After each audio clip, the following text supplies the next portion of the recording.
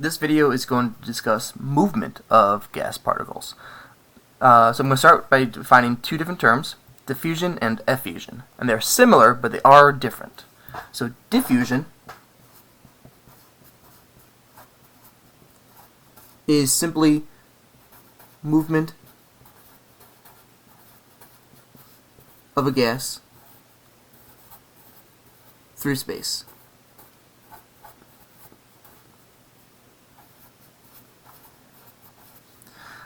So, for instance, if we have a container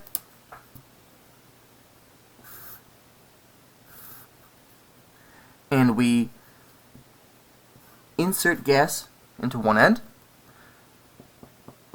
so the gas particles just start over here. Diffusion just talks about how long it takes for them to move across the entire container. Right? So it's simply just talked about as the amount of so if we're looking at the rate of diffusion, you can simply define it as the amount of gas that passes through the area divided by the amount of time. So say diffusion rate is the amount of gas divided by time, the time that it took to get across your container. Pretty simple. Effusion is a little bit different, however. So effusion is the movement of gas through a tiny pinhole.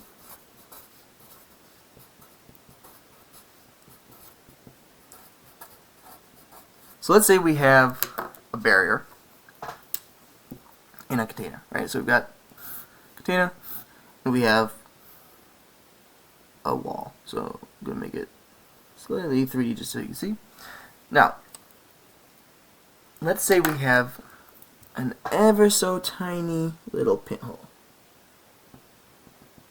Right. Now, we do the same thing. We introduce the gas on one side. So of course, diffusion takes place until it gets to that barrier, but then going through that barrier, that's when effusion comes into play. Now, why a tiny pinhole? Well, these molecules are going to be extremely small, obviously, and so we need something that is also an extremely small amount of area, volume for it to get through. Because think about it this way: if you have a bunch of human beings that are just trying to pass through, a gigantic hall that's super wide. It's not too bad. They can fairly easily move across without being affected by each other, no matter how big or small everyone is. But now let's say that entire same group is trying to pass through a single doorway. Now it's going to be a lot different. Now they are absolutely going to be affected, and the larger people are, the slower they're going to be moving through. That's where effusion comes into play. So, basically the rate of effusion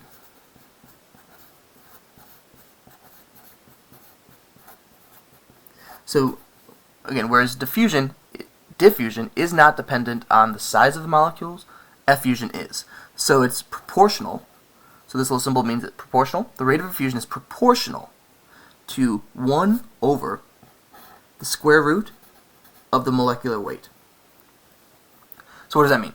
Well, so effectively the molecular weight, which relates to the size of the molecule, that is in the denominator. Right? Now, of course, it's square root, but still, it's in the denominator. Which means 1 over the... So as the denominator of a fraction gets larger, that means that this number would get smaller. For instance, let's say we have 1/4. Right? Then if I make the denominator larger, 1/8, well, 1/4 is larger than 1/8, right? So as you have a fraction, if you have a fraction, as the denominator gets larger, that number gets smaller, right? So this kind of shows you that how not only that larger molecules will go through this pinhole at a slower rate, because not as many can fit through simultaneously, but it shows you mathematically how they relate. And one way that you can take that into effect is comparing the rates of two different compounds. So let's say we have, and this is important if you have mixtures of multiple gases. So let's say we're trying to compare the rate of, we'll go with hydrogen, and the rate of oxygen. Okay, so here, now remember, this the rate of fusion was proportional to 1 over the square root of the molecular weight. So if I have the rate of hydrogen in the numerator here, that means that for that I would have to say 1 over the square root of the molecular weight of hydrogen. Right? And here oxygen is in the denominator. So since it's in the denominator, I kind of have to switch this for oxygen.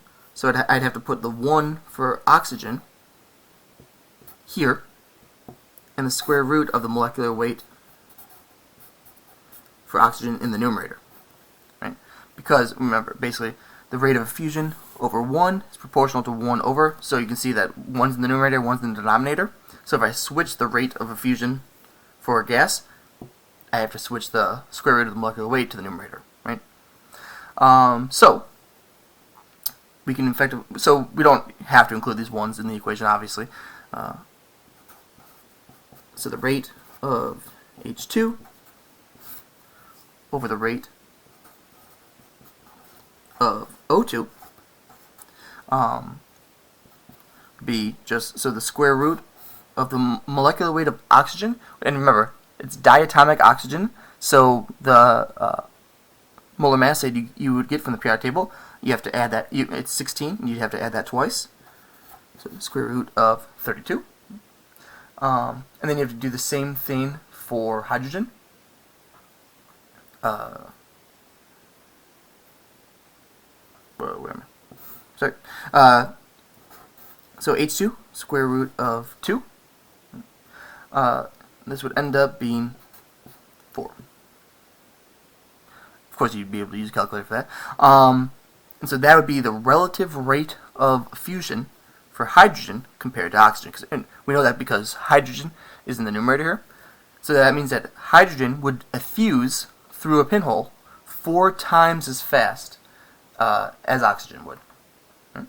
And to double check your calculations, you should always get the smaller compound effusing faster. So when you have a proportion like this, if the smaller molecule was on top, your number should be larger than 1. If the smaller the small molecule was in the denominator, this number should be less than 1. Oh, I do want to say, I actually forgot to mention what this is called.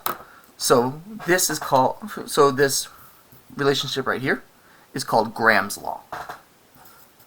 So it's Graham's law of effusion.